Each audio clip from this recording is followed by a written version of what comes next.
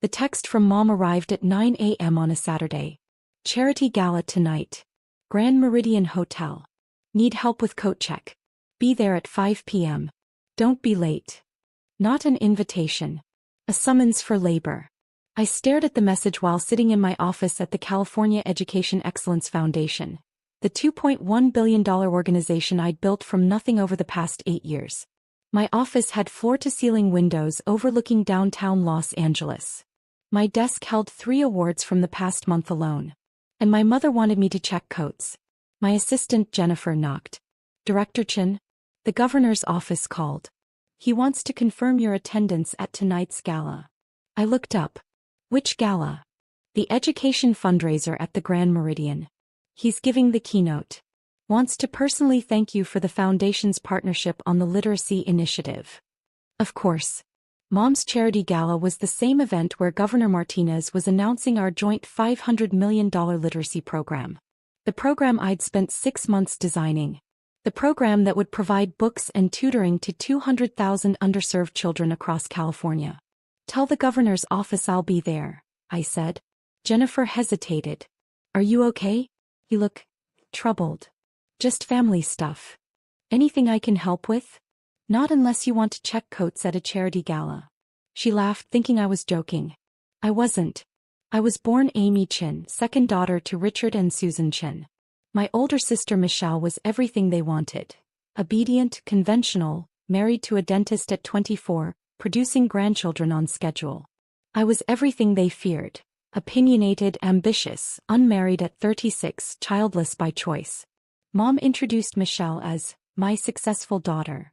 Me she introduced as my other daughter, or sometimes just Amy.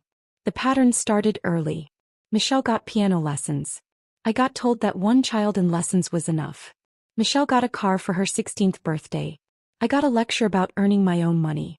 Michelle's college was fully funded. I got loans and 3 part-time jobs.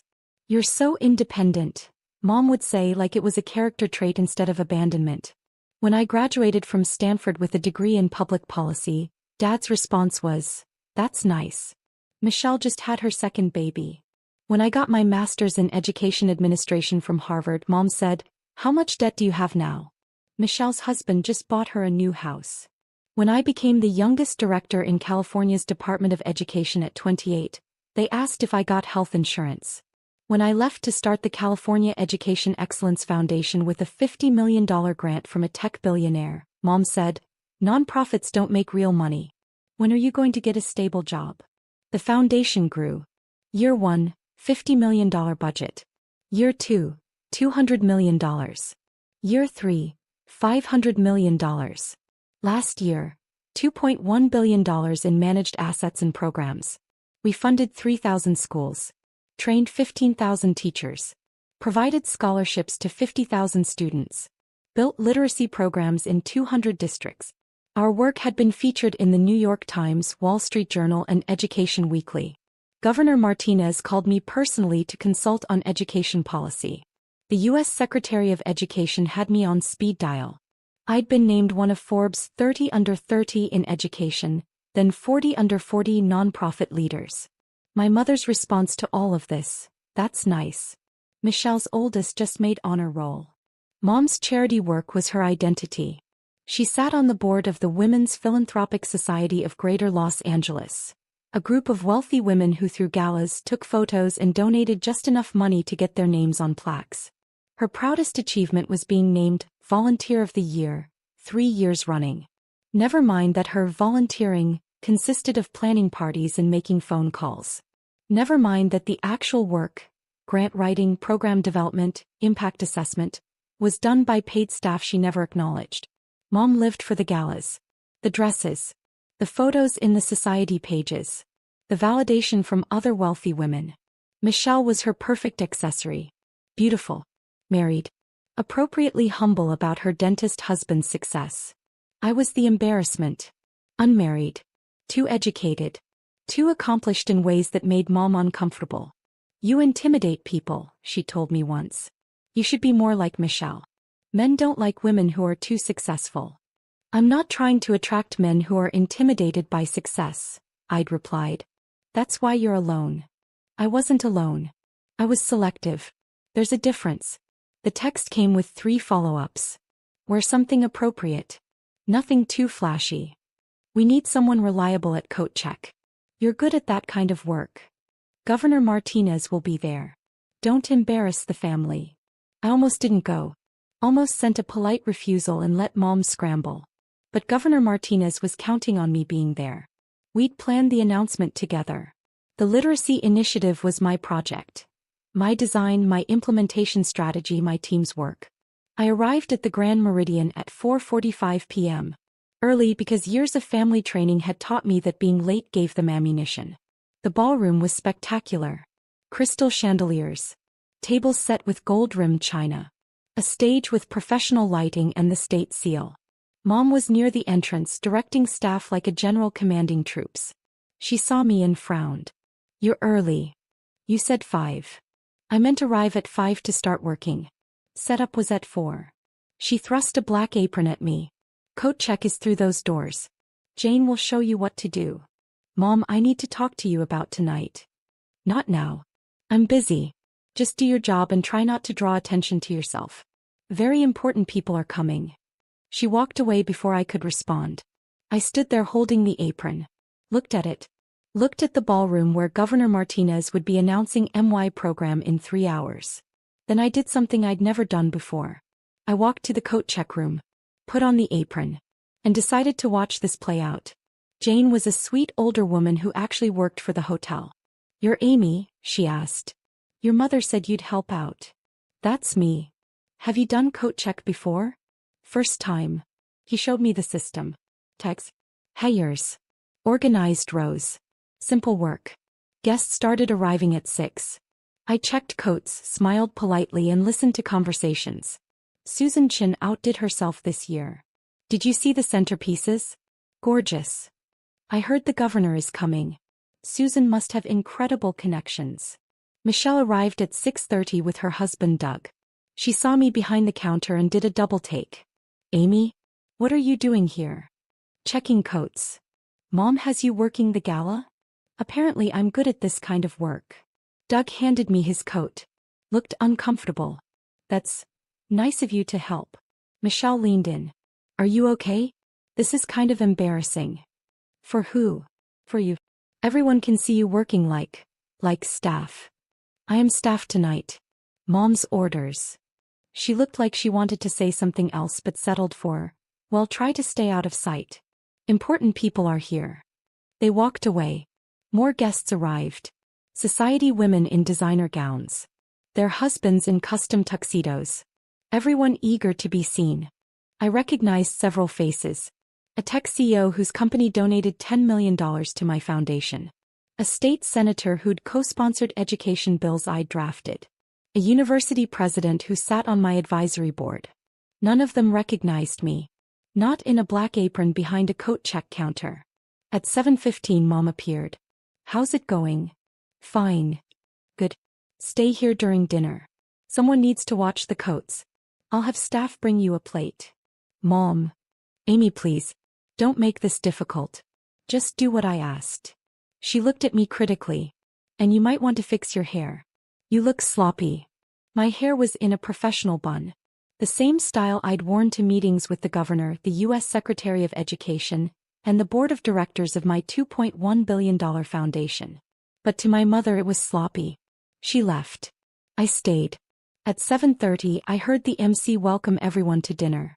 At 8 o'clock I heard the speeches begin. At 8:15 Jane came back. You should take a break. I can watch things. It's fine. I'm good. Sweetie, you don't have to do this. You're clearly not regular staff. I can tell. How? The way you stand. The way you talk. You're educated. Probably more educated than most people in that ballroom. She smiled gently. So why are you here checking coats? Because my mother asked me to. And you always do what your mother asks? Tonight I do. She patted my hand. Family is complicated. You have no idea. At 8:30 I heard Governor Martinez begin his speech. His voice carried through the ballroom doors, warm, authoritative, genuine. Thank you all for being here tonight. Education is the foundation of opportunity, And events like this show what our community can accomplish when we come together. Applause. Tonight I want to talk about a program that will change lives. The California Literacy Initiative. Starting this fall, we will provide books, tutoring, and resources to 200,000 underserved children across our state. More applause. This program represents a $500 million investment. Half from state funds, half from private partnership. And I need to acknowledge the person who made this possible. I straightened. Felt my heart rate increase. Director Amy Chin runs the California Education Excellence Foundation, the largest education nonprofit in our state. Her foundation manages $2.1 billion in programs and services. She designed this literacy initiative from the ground up. 6 months of research. Hundreds of hours of planning. And today it becomes reality. The applause was louder now. Amy, where are you? Stand up so everyone can see who's changing California education. I stood frozen in the coat check room. The ballroom went quiet. I could picture them looking around. Searching. Mom's voice panicked. She's not here. She couldn't make it. Governor Martinez. That's strange. Her office confirmed she was attending. Is she here, Susan? Pause. Then Mom voice tight. She's helping with coats. Silence. The kind that precedes earthquakes. Governor Martinez. I'm sorry, helping with what? Coat check. She volunteered to work coat check. I heard his footsteps. Coming toward the coat room. Jane looked at me with wide eyes. Honey, I think you need to go out there. In a minute. The doors opened. Governor Martinez stood there in his tuxedo looking confused. Then he saw me. His face went from confused to shocked to absolutely furious. Amy? What are you doing back here? Checking coats, Governor. In an apron? Behind a counter. He looked at Jane. Is this a joke? No joke, I said. My mother asked me to help with coats. So I'm helping with coats. He stared at me. Then at the apron. Then back at me. Take that off. Right now. Governor. Amy, you run a $2.1 billion foundation. You designed the program I just announced. You've been named one of the most influential education leaders in America. And you're checking coats. My mother thought. I don't care what your mother thought. Take off that apron and come with me. I untied the apron. Handed it to Jane, who looked like she was watching a movie. Governor Martinez offered his arm. Let's go introduce you properly. We walked into the ballroom together. The ballroom was packed. 400 people in formal wear, all turning to look at us. Governor Martinez led me to the stage. Didn't let go of my arm. Looked genuinely angry. Ladies and gentlemen, I need to address something. When I asked Director Chin to stand, I was told she was helping with coat check. He paused for effect. Let me be very clear. Amy Chin is not staff. She is not a volunteer. She is the director of the California Education Excellence Foundation. She manages more money than most corporations. She impacts more lives than most elected officials. And she should never, ever be checking coats at an event celebrating work she accomplished. The silence was absolute. Mom was 3 tables from the stage. Her face had gone from pink to white to gray. The champagne glass in her hand was trembling. Governor Martinez continued. Amy, would you like to say a few words about the literacy initiative? I stepped to the microphone. Looked out at the crowd. Found the tech CEO who donated to my foundation. The senator who co-sponsored my bills. The university president on my advisory board. All of them were staring at me like they'd seen a ghost. Thank you, Governor Martinez, I said, my voice steady. Professional. The same voice I used in boardrooms and congressional hearings. The California Literacy Initiative represents 2 years of research and 6 months of intensive planning. My team at the Education Excellence Foundation studied literacy rates in 500 districts. We identified the barriers to reading success. We designed an intervention that provides not just books, but trained tutors, parent engagement programs, and ongoing assessment. I clicked through slides on the screen behind me. Data. Charts. Impact projections. In year 1, we expect to serve 50,000 children. By year 3, 200,000. Our goal is simple. Every child in California reading at grade level by 3rd grade. Because literacy is the gateway to every other opportunity. I spoke for 10 minutes. Detailed the program structure. Answered questions from the audience. The tech CEO raised his hand. Director Chen, I've been funding your work for 3 years. I had no idea you were here tonight. Why didn't you say something? I was checking coats, I said simply. Uncomfortable laughter rippled through the room. The university president stood. Amy, I've served on your advisory board for 2 years. You've been featured in every major education publication. How did we not know you were Susan Chen's daughter? My mother and I don't often discuss my work. Mom made a small sound. Almost a whimper. Governor Martinez took the microphone back. I think we've learned something important tonight. Success doesn't always look the way we expect. And we should never make assumptions about who people are based on where we find them. He looked directly at my mother. Susan, perhaps we should talk after the gala. It wasn't a suggestion. Mom's champagne glass slipped from her fingers. Hit the table. Shattered. Glass and champagne everywhere. Everyone turned to look. Michelle jumped up to help. Mom just sat there staring at me on stage. After the speech, I was surrounded. The tech CEO wanted to discuss expanding our partnership. The senator asked about education bills pending in the legislature. A dozen foundation directors wanted meetings. I smiled. Networked. Pretended this was a normal Friday night instead of the complete destruction of my mother's carefully constructed image. Michelle appeared at my elbow. Amy, can we talk? I'm kind of busy. Please. Just 5 minutes. We stepped into a quiet hallway. Michelle looked shaken. I had no idea. About your foundation. About the governor. About any of it. I've told you. Multiple times. You never asked for details. You said you worked in education. I thought you meant like a teacher. Or an administrator. I run the largest education nonprofit in California. I've mentioned it at every family dinner for 8 years. But you never said it was worth billions. You never said you knew the governor. You made it sound small. I didn't make it sound like anything. I told you what I do. You assumed it wasn't important because Mom told you it wasn't important. Michelle's eyes filled with tears. She had you checking coats. At your own gala. For your own program. She didn't know it was my program. She doesn't pay attention to my work. How could she not know? How could we not know? I looked at my sister, really looked at her. Saw someone who'd never had to fight for recognition. Who'd been celebrated for the simple act of existing in the way our parents approved. Because you never asked, I said quietly. None of you ever asked what I actually do. You just assumed that because I'm not married, don't have kids and work in nonprofit, I must be unsuccessful. That's not fair. Isn't it?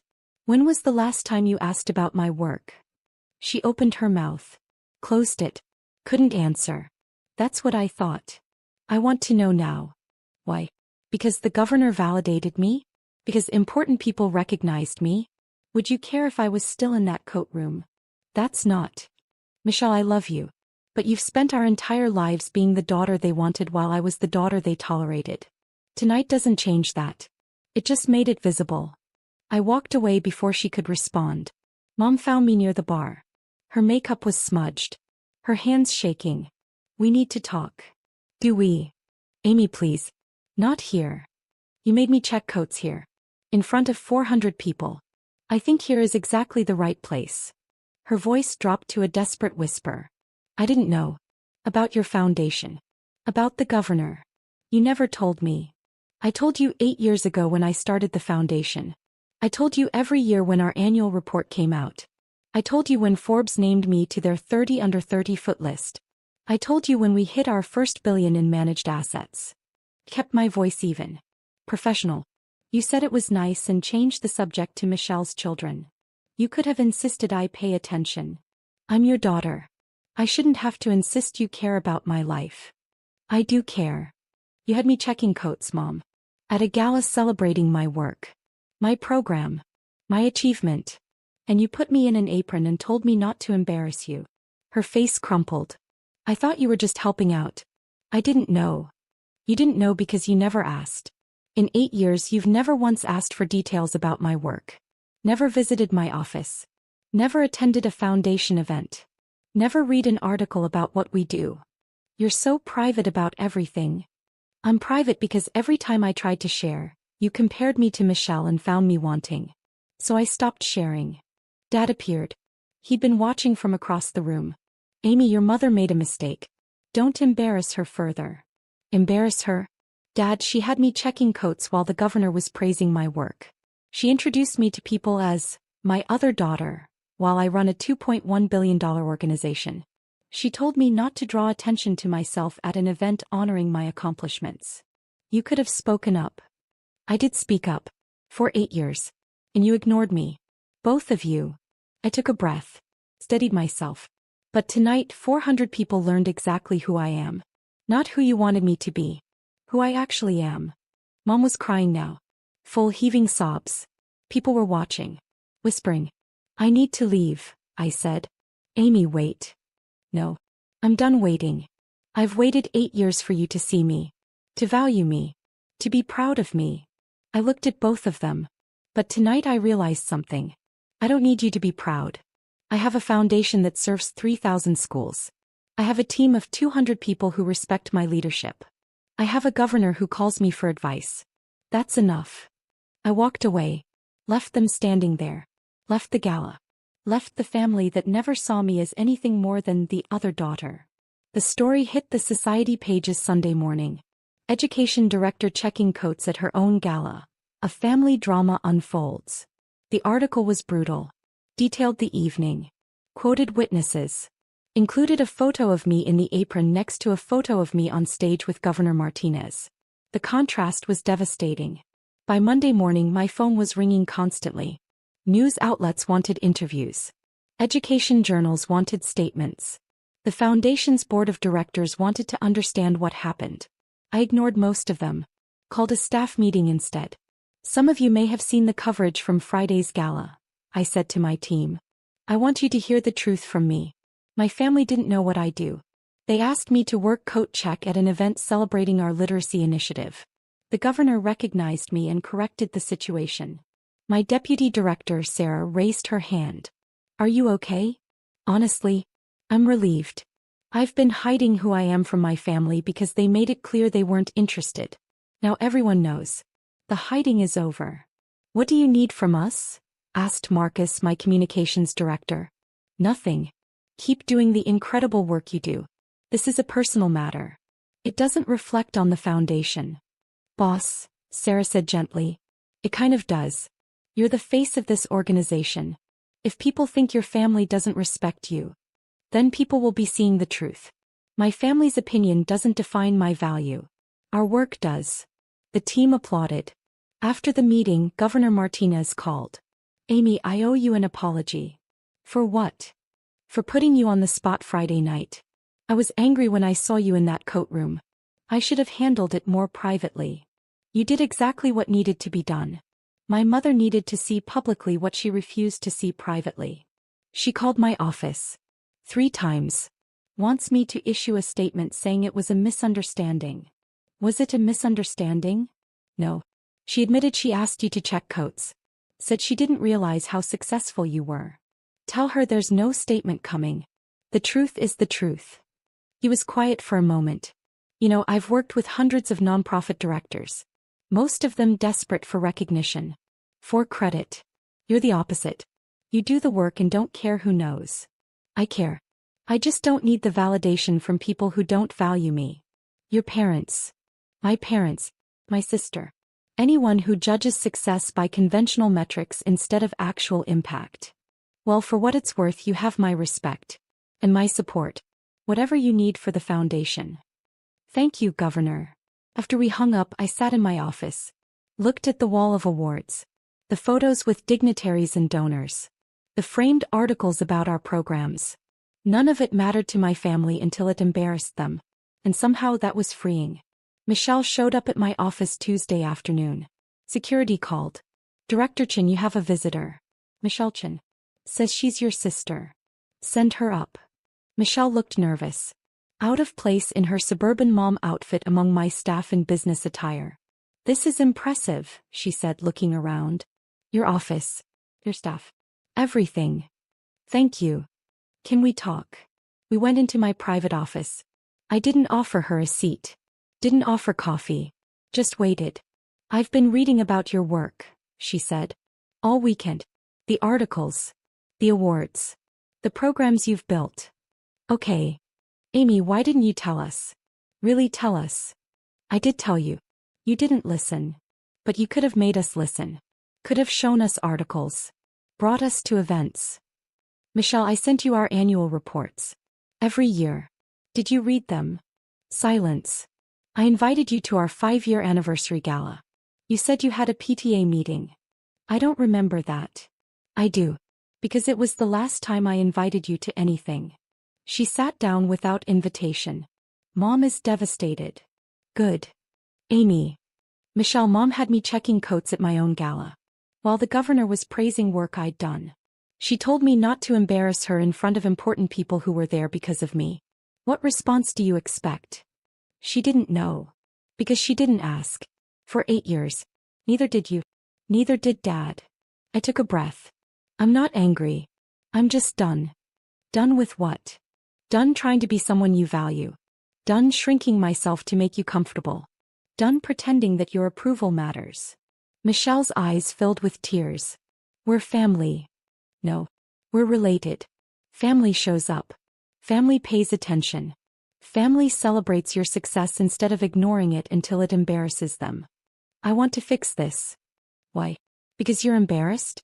Because your friends saw the article? Or because you actually care? She didn't answer. Couldn't answer. That's what I thought, I said quietly. Michelle, I love you. But I don't need you. I have a team of 200 people who respect my work. I have partners who value my expertise. I have impact that matters. That's enough. What about Mom and Dad? What about them? They want to apologize. Too late. Amy. Michelle, go home. Take care of your kids. Live your life. But don't come here expecting me to absolve you or them. I'm not angry. I'm just indifferent. And that's worse. She left crying. I went back to work. Dad sent an email Wednesday. Subject, we need to talk. I deleted it. Mom sent flowers Thursday. Lilies and roses. The card read, I'm so sorry. Please call.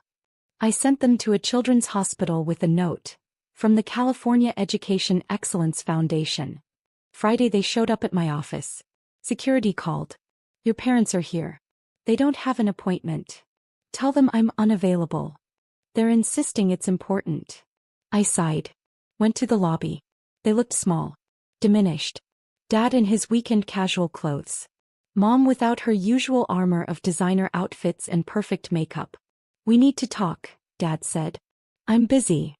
Amy, please, Mom's voice cracked. Everyone is talking about us. About what we did. Our friends. The society women. Everyone knows. Yes. Everyone knows you had your daughter checking coats at her own gala. How embarrassing for you. It's not about embarrassment. Yes, it is, Mom. It's always been about embarrassment. I embarrass you by being unmarried. By working in nonprofit. By not giving you grandchildren. By being successful in ways you don't understand. Kept my voice level. Professional. But here's the thing. Your embarrassment isn't my problem anymore. Dad stepped forward. We're your parents. We deserve respect. You're people who raised me. Respect is earned. And you've spent 36 years showing me exactly how little you respect my choices, my career, my life. We came to apologize, Mom said. I don't want your apology. I want you to leave. Amy. Leave. No. Or I'll have security escort you out. They left. I went back to my office. Back to work. Back to the life I'd built without them. 6 months after the gala, the Literacy Initiative launched. 50,000 children in their first semester. Books delivered. Tutors trained. Programs running. Governor Martinez attended the launch event at an elementary school in South Los Angeles. This program represents the best of public-private partnership, he said to the assembled media. Director Chin and her foundation turned a $500 million investment into real impact. Real change. Real opportunity for children who deserve it. I watched third graders read books we'd provided. Saw their faces light up when they succeeded. This was what mattered. Not my mother's approval. Not my family's recognition. This. After the event, a reporter approached. Director Chin, there's been interest in the story from 6 months ago. About your family. Would you comment? No. Just a quick statement about. My family is private. My work is public. I only discuss the work. The story ran anyway. But this time it focused on the program. The impact. The children. My family was a footnote. As it should be. 1 year after the gala, Michelle sent a birth announcement. Her third child. A girl named Sophia. The card included a note. We'd love for you to be part of her life. She should know her aunt. I sent a gift. A college savings bond worth $10,000. Didn't attend the baby shower. Didn't visit the hospital. Didn't respond to the invitation to talk things through. Mom sent a Christmas card. Photo of Michelle's family on the front. No mention of me inside. I sent it back with a note. You have one daughter. Make sure she knows she's appreciated. Dad called on my birthday. I let it go to voicemail. His message, Amy, it's Dad. Happy birthday. We miss you. Your mother wants to talk. Call us back. I deleted it. 2 years after the gala, the foundation hit $3 billion in managed programs.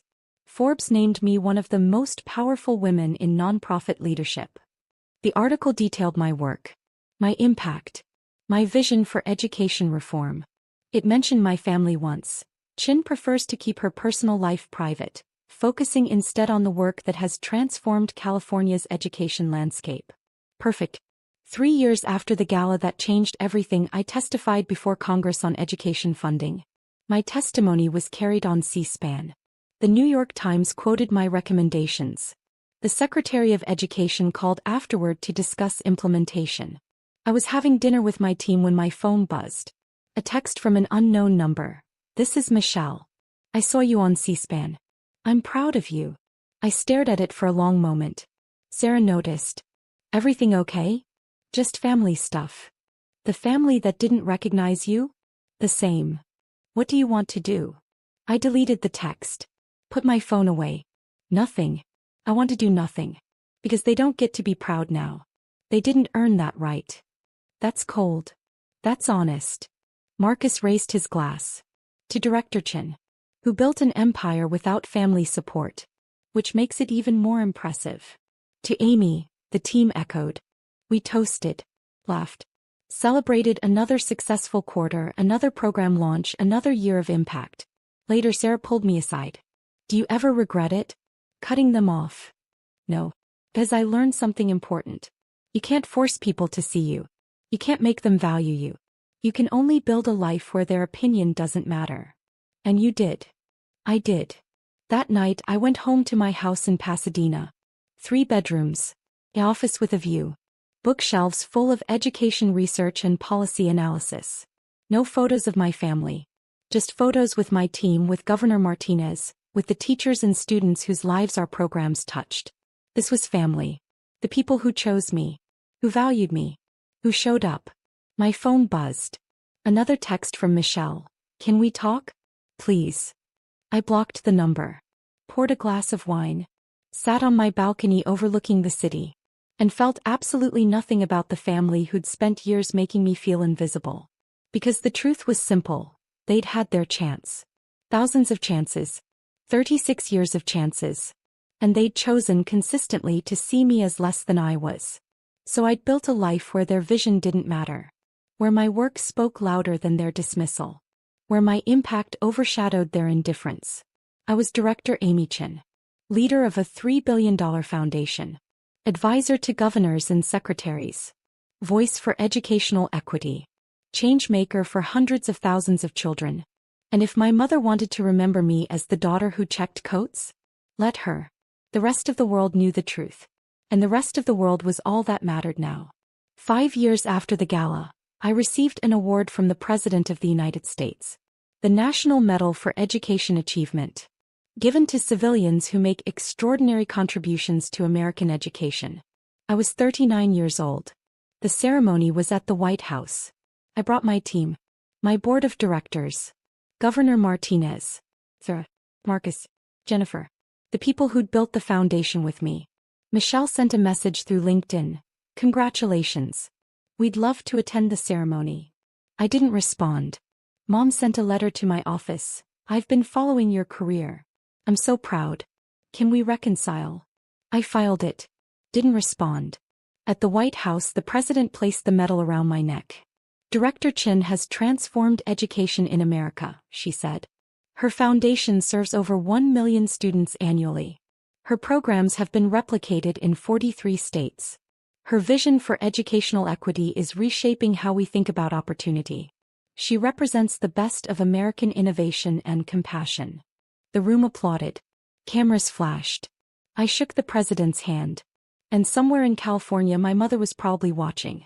Finally seeing what I'd built. Finally understanding what she'd missed. Too late. Always too late. After the ceremony, Governor Martinez found me. Your family reached out to my office. Asked if I could help them reconnect with you. What did you say? I said you're an adult who makes her own decisions. And that some bridges once burned can't be rebuilt. Thank you. He studied me. Do you ever regret it? The complete cut-off. No. Because they had every opportunity to be part of this journey. They chose not to. I'm not obligated to let them celebrate the destination after they mocked the path. Fair enough. He smiled. For what it's worth, you've built something extraordinary. With or without them. That's the point, isn't it? It was always without them. They just didn't realize it until it was too late. That night my team celebrated at a restaurant near the White House. We toasted. Told stories. Planned the next 5 years of programs. Sarah raised her glass one final time. To Director Chin. Who proved that family is who shows up, not who shares your blood. To Amy, everyone echoed. I looked around the table. At the faces of people who'd built this with me. Who valued me. Who showed up every day to change lives. This was family. This was everything. And the family who'd made me check coats at my own gala 5 years ago? They were strangers now. Strangers who'd missed everything that mattered. Strangers who'd spend the rest of their lives explaining to people why they weren't at the White House ceremony. Why they weren't in the photos. Why Director Amy Chin, Presidential Medal recipient, never mentioned them in interviews. And I never thought about them at all. Because indifference, I'd learned, was the ultimate power reversal. Not anger. Not revenge. Not even forgiveness. Just the complete and total absence of caring about their opinion. They'd made me invisible for 36 years. So I'd made them irrelevant. Forever.